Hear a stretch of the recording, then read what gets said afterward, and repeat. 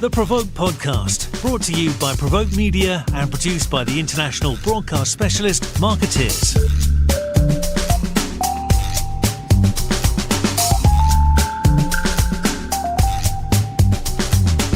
Welcome, everybody, to the latest edition of our Provoke Media podcast, where I am joined by two of our friends from Zeno. We are going to be talking through some new research from Zeno on the topic of allies and advocates. It's an interesting time for this discussion because the geopolitical landscape has shifted fairly dramatically over the last year or so, and because the whole topic of organizations getting involved in broader societal issues and engaging with civil society has become, it seems to me at least, much more fraught in the last year or so. And so against that backdrop, I'd like to start by asking you both to sort of introduce yourself for our audience. Tell me a little bit about your role in this project and your relationship to Zeno. George, why don't you go first? With pleasure. Thank you, Paul, for having us. So my name is Georg Schmitt. I'm based in Geneva, Switzerland. I've been in communications for about 20 years, 10 in the agency world, and the last good decade at the World Economic Forum in various roles. And I am an advisor to organizations in Germany, Switzerland, the US, and the Middle East since half a year, roughly. And since beginning of this year, 2025, I've joined the Zeno Group's Reputation Advisory Board, together with former communications officers of Boeing, of Cardinal Cruise, and other organizations. And I'm working with Sarah here and some other colleagues at Zeno on bringing that Allies and Advocates program to life. Great. Sarah. Thank you. Hello, lovely to be here. Thanks for having me, Paul, and good to be here with George talking to you today. I'm part of Zeno Group as Chief Client Officer for Europe. A lot of that focus is working with our international clients, regardless of what market they're in, helping them grow in Europe, regardless of market. Also working with our clients really to identify needs, growing opportunities to innovate, collaborate, and really evolve how we support them as the world around us spins. Similar to Georg, really, my background is in broad consultancy, communications consultancy, spanning both strategy and working across a multitude of different industries. I guess you could say probably the last 5 to 10 years has really been focused working on those clients with a global footprint, and really advising on how we, build stories and reputations and grow business really across geographies.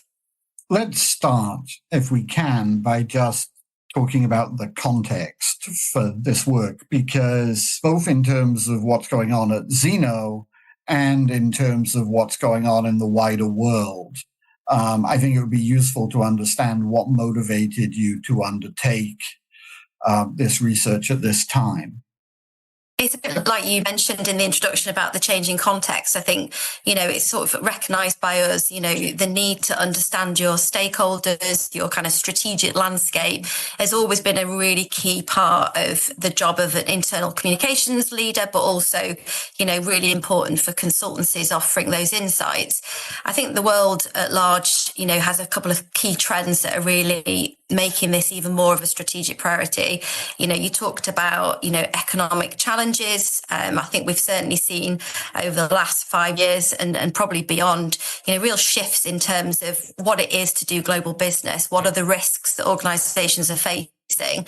And how do we actually think about diplomacy in the C-suite? It's increasingly seen to be a key skill of the CEO is thinking about diplomacy and how do we forge new alliances to make, whether it's a supply chain challenge or whether it's a resources issue, how do we overcome those risks, really effectively? I think another reality is around, a kind of increase in a lack of trust in organizations, global organizations. I think, with the rise of misinformation, with challenges around technology, I think personally, I do think, and I think it's also reflected in what we see, that there is a growing need for relationships and human-to-human connections where, real value can be built and created. I think just another point, and then I'll pass on to George, really, is also that I think organisations, based on their stakeholders, are really under pressure from regards to transparency and authenticity. So I think certainly from consumers, they really want to understand, what an organisation is really doing. I think, the rise of employees as activists is a reflection that, every organisation is now, vulnerable really in terms of absolute transparency about its intentions, its behaviours and actions. And I think this need for transparency and also partnership is also driving how businesses are sort of rethinking who they have relationships with and where. George, I'm interested in your perspective on this because obviously for much of the last decade or so, you've been more on the client side than in the agency environment, and you've been part of that sort of C-suite decision-making process. And it seems to me that there's been quite a sort of story arc for communications or corporate affairs, going back to sort of BlackRock, and ESG, the Business Roundtable, sort of making a restatement of the purpose of business and emphasizing it's the stakeholder world. Black Lives Matter, the rise of purpose-driven marketing as sort of the central way in which a lot of companies sought to build relationships with their consumers. The debate over whether companies should be doing business in Russia. And then what seems to be, from my perspective as somebody who spent 20 years in the US, a backlash against all of that and a recalibration about how companies are engaging with society. How have you seen that evolve, and where do you think we are right now in terms of the relationship between business and these civil society groups that we're going to be talking about? Yeah, thank you, Paul. That's quite the complex you're opening up there. But you're absolutely right. It's not just that the world is fragmented and at least the Western world is polarized. This has had an immediate impact on the role of chief communication officers and chief marketing officers. Right? It's a clear case of be careful what you wish for. Right. For many years, the comms officers has said we need to be involved in strategy. We need to be directly involved with the CEO. Well, now they are. And the demands on their role have grown immensely, because it's easy to work with civil society. It's easy to work with your stakeholders when the sun is shining. And now we've seen some fundamental social upheaval. We've seen some political changes that you mentioned. We've seen some geopolitical challenges to global organizations. And suddenly the chief communication officer is supposed to be the trusted advisor on all these issues. And while they're all smart people, as you will agree, they struggle. If you suddenly have 2 or 3 new jobs, how do you build the capacity in the organization? Where do you find the talent that has experience with managing that? How do your processes need to look like? These are fundamental challenges. And we can see, and you alluded to it, that now that, the pendulum has swung in a different direction on certain societal issues. Some organizations are overreacting, in my personal view, moving out of certain programs, moving out of certain topics. No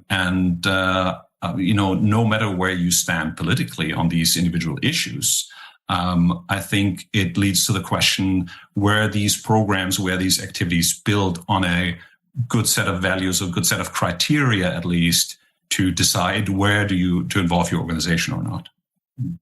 One of the things that really interested me about the paper that you produced is this framing around allies and advocates.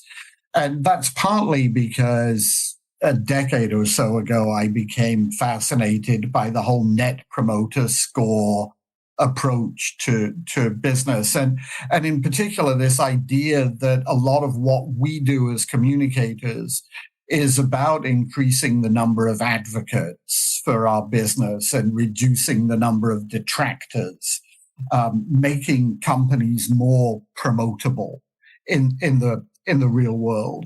And this seems to be focused in that kind of space.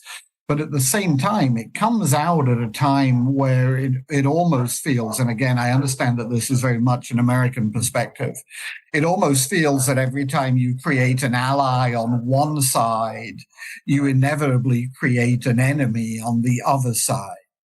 But tell me a little bit about sort of your approach here and how you came to the allies and advocates framing for this. Yeah, it's a good question. I mean, an ally is somebody typically that you've got a shared set of values and objectives with, or a shared mission. It's somebody who can bring something to the table, and together, with that kind of connection and collaboration, you can achieve something that is a common goal. I think an advocate is typically somebody, on a topic or an issue or on a said mission, will partner with you publicly to, stand up and, communicate publicly to make that change, or to kind of contribute to making change happen. I think it was interesting just listening to your question, because, it reminds me of that age-old discussion point about, the industry of public relations. And, the one fundamental truth about that is the sort of clue is in the title. It is about public relationships, relations with multiple stakeholders. I think what's really interesting is the strategic role of relationships, and that, communications, talked about D&I topics as well. We're not in the era of veneer marketing where, it's about standing next to certain, civil society organizations to make your business look good. You can't do that, or should do that, and certainly can't get away with doing that anymore in this world. And I think, forging really meaningful relationships that are about that kind of mutual commitment to either improving a situation, an issue, or a cause, or society at large, is where we start to see some really interesting collaborations, or some really interesting allies and advocacy kind of relationships at play.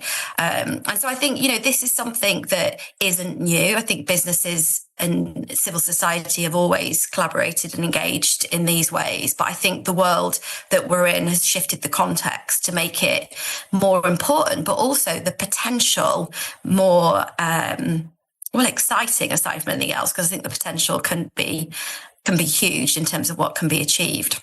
Right.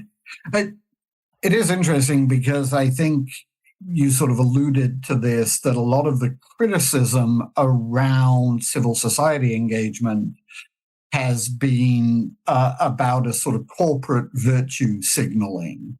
And I wondered as you were talking, and Georg, you may have a perspective on this, is where does this start? Does this start with the company saying, these are the things that we stand for and we think are important, and we're looking for allies to help us?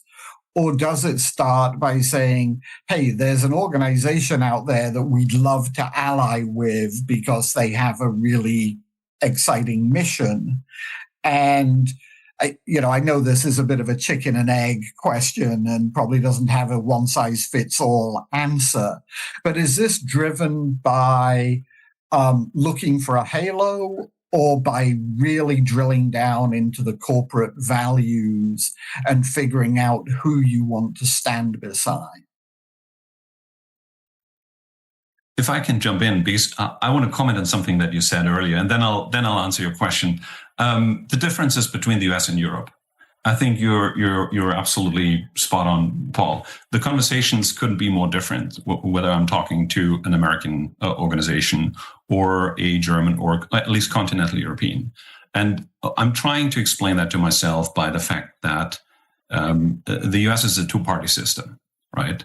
Europeans, at least continental Europeans, are much more used to coalition governments, and that leads to different types of conversations. And from Switzerland, where I'm based, we recently had 2 direct votes, right? They asked the population to vote on things directly. One vote was on contributions to the pension fund. The other was on building new highways. You had completely different political coalitions coming together to push for or against these motions. And that flexibility is a learned behavior in some parts. And I think it works differently in the US. I'm not saying there's not shifting coalitions and alliances, but while there is also polarization here, there is a more pragmatic approach to working with different parties. I just wanted to, because I agree 100% with your observation. I just wanted to say that. The second, or now coming to your actual question about where does the conversation start, right? If you just ask the question, who are our allies and what can they do for us? You're never getting an overview of what your civil society stakeholders look like, right? I mean, I don't want to go all Kennedy cheesy on you and say, don't ask what your stakeholders can do for you, ask what you can do for them. But there is a little bit of that, right? Who are the players? Do they even know that you're looking to partner with them? Do they even know that you're interested in their opinion? How does your outreach look to them, right? What signals are you sending to them? And how are you providing value beyond kind of traditional, let's say, donations, right? Big organizations sit on a lot of talent and skill sets that could be super valuable to civil society stakeholders, right? Because you're usually working with organizations or groups that are less well-funded, that are kind of less well-equipped, access to technology, access to skills, access to data. There's a lot more that organizations can offer to build allies, to build advocates, and then just the traditional, we have, if you agree already, you don't need Zeno Group. You don't need us. If you agree with all your allies and everybody's an advocate, congratulations, right? The interesting piece is, how do you understand who's really out there? What do they stand for? And how do you move them up that stakeholder value chain, if you will, from just being out there to becoming allies, or even understanding what you do, becoming allies, becoming advocates.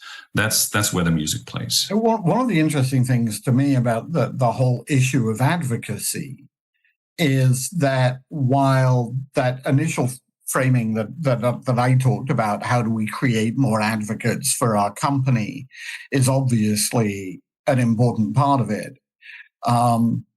There's a way in which advocacy is a two-way street, right? That the company needs to advocate on behalf of the civil society groups that it's partnering with. So the company needs to become an advocate for the cause, for the issue, for the people, as well as hoping that the people will become an advocate for the company in the process. It's very much a sort of symbiosis. Okay. Yeah, I think that goes back to what I said about what signals are you sending, right? Big organizations, especially, they're quite complex, right? You might hear one thing from the CEO. You might hear different things from employees. Most organizations don't even speak with one voice. Also, one of the biggest challenges is actually inside the organizations we're working with. Who talks to whom in civil society, right? The chief human resources officer, she's talking to civil society actors. The sustainability people, CFOs, and so on and so forth. There's usually not a good understanding of what relationships exist, and then comes the comms challenge. You speak, to a certain subset of your stakeholders with one voice and another. That might not even be kind of on purpose.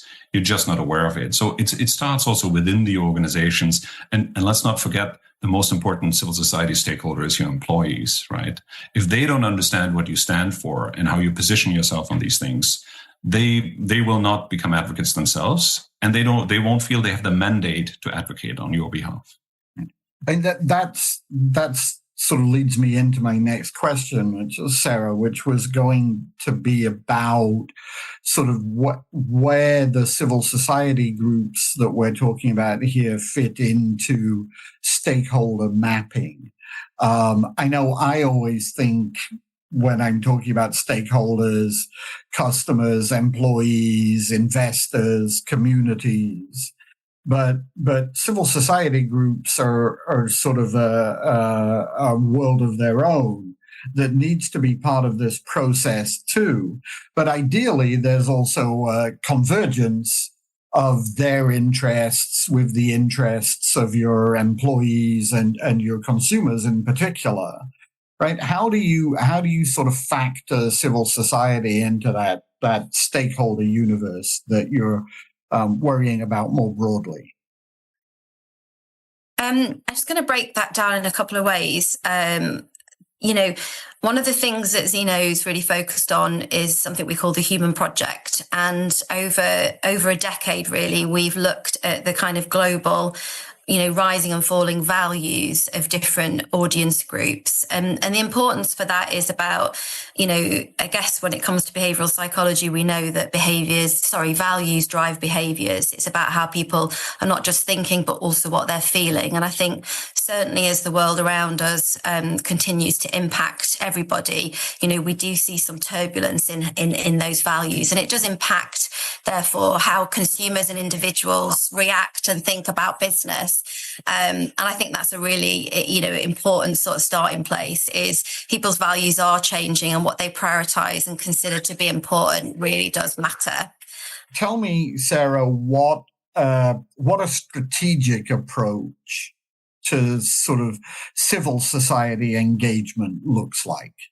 We have much more access to information, tools, data that gives us a really good understanding of different organizations, their interests, but also how to interact with them and find them.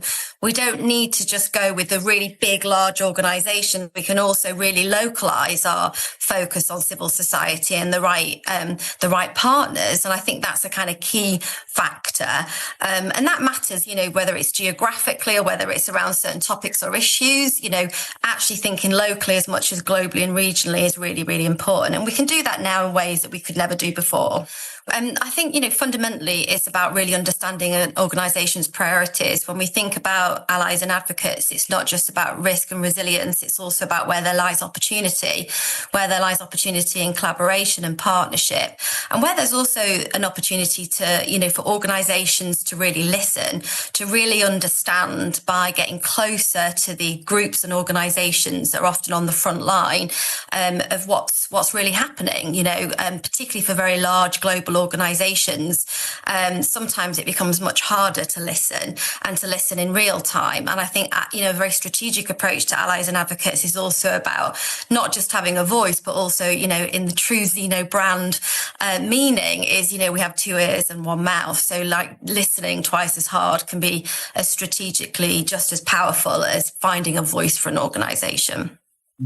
And Georg, from your perspective, how do you build a sort of risk management element into this process?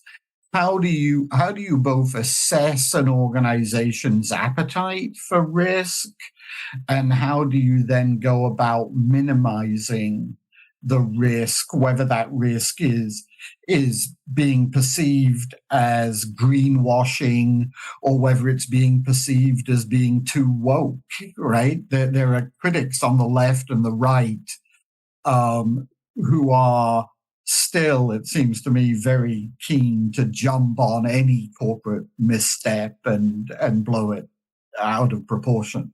How do you build risk into the process? Yeah, no, that's an excellent question. I believe it starts with how you define actually what civil society is, right? Because what you often see, and I personally believe that's falling short, is to say, okay, that's everything that's not government and business, right?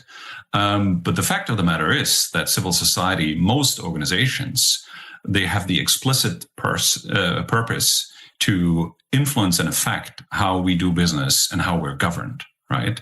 So just because they're not part of public and private sector, it doesn't mean that they don't have a role to play. That's number one. Number two is, and you mentioned that briefly, about yes, they're rational actors, but they are driven oftentimes by very strong emotions, right? I mean, if I look at me personally, right, I changed jobs a couple of times. I voted for different parties, but I'm a lifelong fan of my football club, Eintracht Frankfurt, and I'm a lifelong member of the NABU, which is kind of Germany's equivalent of the Audubon Bird Society, right? They're not per se political actors or business actors, but my loyalty to them, my affiliation with them, will influence how I take decisions on business, on brands, how I see them, right? And that's what you need to understand when you're in the job of managing risk around civil society, how powerful these organizations can have a hold on their communities, right? Because civil society is messy and can be messy and chaotic. A government, makes the laws and enforces them. A company can be your competitor, your partner, your client. That's very straightforward. But civil society is ever shifting, right?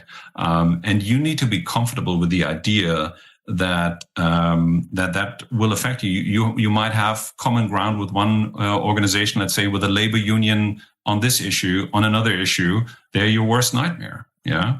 And you have to have those criteria in place. You have to have the processes in place to deal with it, because you can't just be prepared for every scenario. The days are over where you open a drawer in the corporate headquarters and there's a piece of paper that tells you what to do, right? That's long gone, if it ever existed. But the flexibility to deal with it, I think, is important. I just want to add one more thing, and then I'm finished. I think it's falling short if you just look at civil society as a risk, right? Your job as the communicator in the organization and the risk manager is to find out what can you offer these organizations, these actors in civil society, these stakeholders, that will turn them into less of a risk and more of an ally and an advocate. That can be hard work. That might take several years, but that's your job. Yeah, your job is not just to go to the CEO and say, oh, they are against us, or they don't like our brand, or they're boycotting us, or they're, standing in front of our stores and doing things, or they're at the gates, or they're saying bad things about us on social media. That's not your job, right? That's the first step. That's monitoring, and, there's technology for most of that these days. Your job is then to go and say, okay, where do we have people who just want to see the world burn? We're not going to work with them. And who are the people who have a genuine concern that might be based on facts or not, but that we need to address? And that's where the work starts. That's where it's interesting as a communicator to say, how can we change as an organization? How can we change how we communicate as an organization to address these concerns? One of the things that I thought was really fascinating about the research that you did, Sarah, was and it comes down to this question of risk, I think, again, is sort of the appropriate level of corporate involvement, and looking at the numbers both from consumers and from corporate leaders. It looks to me as if most people are saying that mere compliance, going as far as the law demands and no further, I guess, is not sufficient. But that for a lot of consumers and for a lot of corporate leaders, outright activism is a step too far. There's a middle ground that is somewhere in the territory of support and advocacy that is the sweet spot here for corporations. And the place where they have, I guess, the greatest permission to play. First of all, am I reading the numbers right, do you think? And secondly, sort of how do you help clients understand, therefore, what the sweet spot is? A sweet spot to the level of engagement. Do you mean to the point of deciding the level of engagement above and beyond a compliance need? I think, again, you have this sort of sliding scale in the research that goes from compliance to support, to advocacy, to activism. Yeah. And it's it's an almost perfect sort of pyramid, right? Yeah. That nobody's happy with mere compliance. Yeah. Everybody's a little nervous about activism, but support and advocacy are generally accepted. Yeah. So, I mean, that's a very interesting question. And I guess the answer lies in the fact that this is a strategic endeavor. And so there's no, blanket answer to every scenario. It's going to be completely nuanced by the organization, the civil society organizations, the common purpose, the joint objectives, all of those, different factors would determine the levels of engagement or involvement. But I think the other thing, and the absolute reality to a lot of important allies and advocacy work on behalf of businesses, is that it's not often a marketing exercise or a PR exercise. So this isn't about, what do we need to do or be seen to do. I think a lot of organizations and many brands that we're all very familiar with, have got very, very long histories working with different organizations to make their business better, to improve their products, to improve their supply chain, to improve their employee experience, and to do better business. I think, one of the fundamental things we have to do is get rid of the notion that doing the right thing and doing, positive social impact things as a business is an optics exercise. I think the reality is, certainly for a lot of the C-suite who, are of a certain age where they've been around long enough to have the maturity to know that doing the right thing for your customers, for your people, is usually good for business in the longer term, and actually building a business for sustainable growth over a long term fundamentally starts with doing the right thing. And that's whether it's the right thing for the planet, the right thing for your people, etc. So I think it's a really interesting question, but it comes down to, the core strategic objectives, but also if you're being driven by this endeavor as an optics, then it's probably not going to go well for you, regardless of where you sit on that spectrum. But that is interesting because I would have, if you'd asked me a year ago, have we all gotten to the point where we accept that DEI, for example, is a business imperative, that there are strategic business reasons why DEI is a good thing. If you'd asked me the same thing about ESG, I would have said we've absolutely got to the point where the business case for ESG is no longer debatable. 20 years ago, I was having the same conversation about CSR, and we'd all pretty much accepted that there was a business case for CSR. But we do now seem to be questioning all of those things. I wonder the extent to which commitment to those things is wavering. Did we really believe that they were good for business, or are we actually engaged? Sorry, this is way too big a question for a podcast. Are we engaged in some sort of weird exercise in self-harm, just to sort of thread the political needle right now? I'll probably edit that question out because it's that give us a pass for not attempting to answer it. Although I do think, and I'm just going to say one thing, and you can decide whether you edit this whole lot, but also I hope George will build on this. I do think it's really interesting when we think about semantics and language and words, because I think, words do need to evolve, language needs to evolve, and narratives need to evolve. And I think what we're seeing, from my point of view, I think what we're seeing now, and which is quite right, is an evolution of language and language that doesn't polarize, but actually, builds solidarity. And I think that's really interesting when you start to think about, perceptions of change.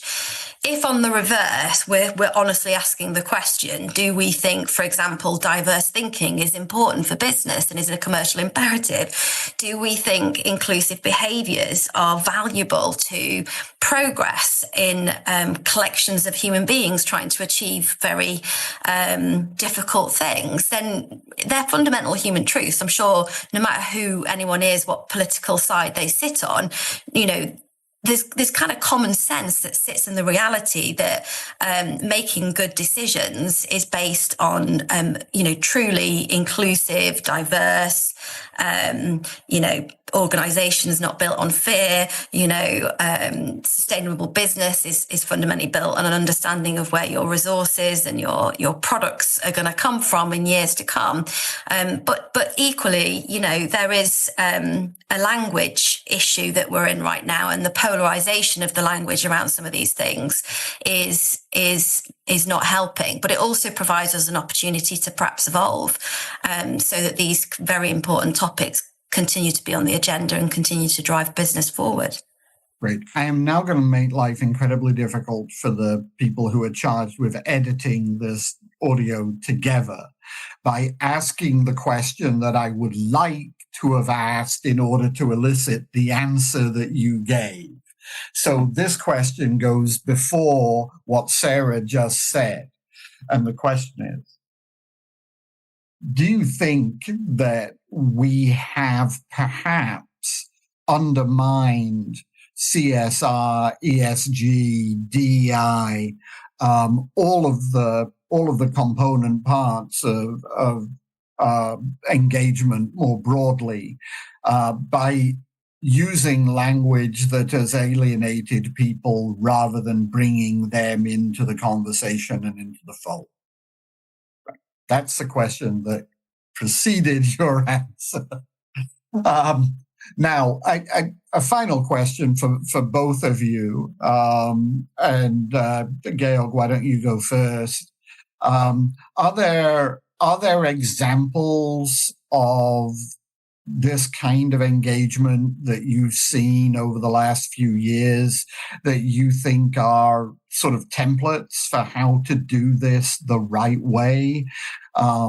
Cases where the benefits to both the cause or the NGO or the issue and the benefits to the corporation are clear?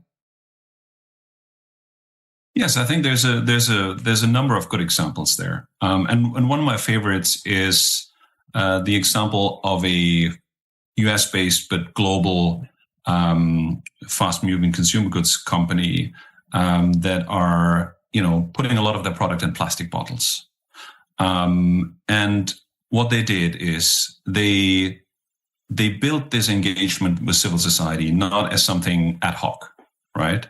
They built it as a 3-year or longer project. And they used the first year to really listen and understand and put the message out. We understand we're part of the problem. Yeah. And they funded research independently, not to put it in front of a politician, but to understand themselves what the problem is, what the extent of the problem is, and how they're part of it. The second year they used to find the right partners. Recycling companies, NGOs, activists, brought them all together, again, to learn from them and to build an action plan together. And then only in the third year, they started, actually putting this to work, testing it, refining it, trying to reduce the number of plastic waste they put out there. And only then did they go to media, did they go to market with a product and said, this is a product that has creates less plastic waste, it has more recycled components in it, and so on and so forth. And I was really impressed, by an organization that says we're taking the time. Usually these companies they think from quarter to quarter, and here they said we understand the magnitude of the problem, and we'll take time to build this strategically and find the right allies, and ask questions and learn from this experience over and over again. That was one. And if I may add a second one, in my previous life as a consultant, I worked with a pharmaceutical company in Germany. They were sitting on a ton of data about water quality and water purity. And they offered all that data. They opened that data up to NGOs, to researchers, to the government, and said, here's what we've been seeing, about 60 years of data on water quality in Germany. And that gave them the credibility and a seat at the table to be part of discussions about how to improve water quality. I think that was also a best practice example that I've seen there. Sarah? Oh, I just think there's some brilliant examples that, are probably some brands that are probably more obviously well known with an amazing approach to allies and advocates, but two particular brands that I'm a huge fan of, I might mention. And they're not clients, I'm going to say incidentally, but one is Ben & Jerry's work on migrant justice. I mean, and we all know Ben & Jerry's history and legacy really around, allies and advocates kind of approach. But, they partnered with Migrant Justice to implement the Milk with Dignity programme, which was about, fair treatment for dairy farm workers. And it influenced how the company sources its milk, for its ice cream products, a really good initiative. Ben & Jerry's needed that organisation, and that organisation needed Ben & Jerry's, and together they achieved something that's good for business and good for everyone involved. I think the Co-op as well is, quite frankly, a brand I'd love as a client. But I'm a long-term fan of that brand and that organisation. I think they do a multitude of things, but something they did with the Fair Trade Foundation around making sure that their product range is ethical. Again, forming the right allies and advocates, together with the foundation, they were able to collaborate and transform the Co-op's product range to ensure not only ethical sourcing but also setting standards for the retailers. And I think these are just, some quite superficial examples actually, because, some of these organisations, these relationships go much more deeper, much deeper. The thing that stands out about all of those examples, though, other than the long-term thinking that Georg mentioned and the fact that it's a real ongoing commitment, not a stunt, is that they were all around issues that were absolutely intrinsic to the business, right? This wasn't about seeing a bandwagon go by and jumping on it in the hope of sort of getting some reflected glory. This was about looking at issues that the company either has a role in creating or a clear role in solving, and making a genuine commitment to do that. Yeah. And that is, there are words that we hear all the time in our profession that we all, I think, eventually grow weary of. Authenticity is something that is talked about more often, perhaps, than it's actually exemplified or delivered. But these were all issues that the companies involved could approach in an authentic way because they were central to their business, not just to how they wanted to be perceived. And I think that's clearly important. 100%. But I also think that, just to build on that, Paul, I think that's a reality of, where agency partners, are increasingly playing. It's not about, we've done this initiative, we've got this thing, we've got this shiny product, please let the world know. It's actually about, organizations, being the ears of that, it's about agencies working on behalf of organizations as the ears, as the kind of connectors, the kind of ones who can help broker these relationships or even draw attention to say, hey, brand X, there's this amazing organization trying to achieve this thing. We're in a unique position to help them. And actually, there are benefits to us doing that to our business. And I think, that comes back to that public relations definition about, it isn't just about making things look good. Our job fundamentally should be about, finding new opportunities, joining the dots and making those connections and forging new relationships that can fundamentally impact the business, the brand and the bottom line. Great. All right. Thank you very much for your time, both of you. That was a lively discussion. And hopefully people will take a look at the research and find it inspiring going forward. Thank you so much.